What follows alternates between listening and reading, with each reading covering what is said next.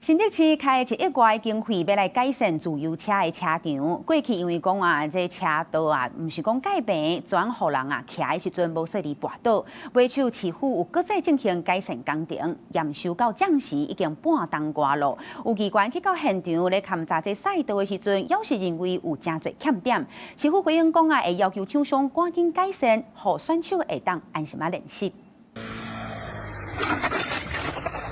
去年在新竹市自由車車場，因為賽道無平，所以有發生試騎跋倒的狀況。經過1年的改善工程，市府進前宣布工程已經完成驗收。不哩個有議員實際去現場看，發現有部分賽道油源無夠平，連室內攏會漏水。跑道這邊已經有嚴重的裂痕，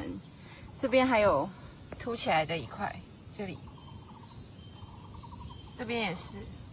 全部都已經凸起來，還膨起來。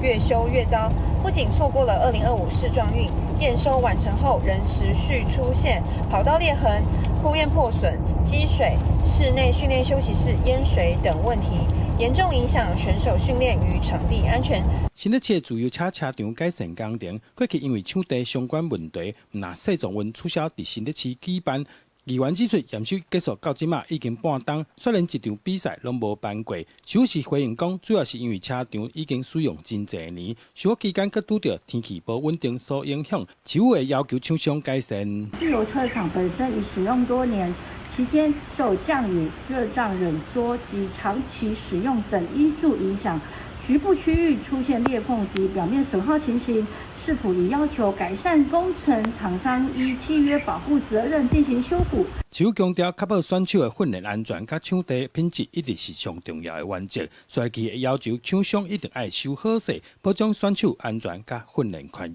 益。記者杜君和新竹報道。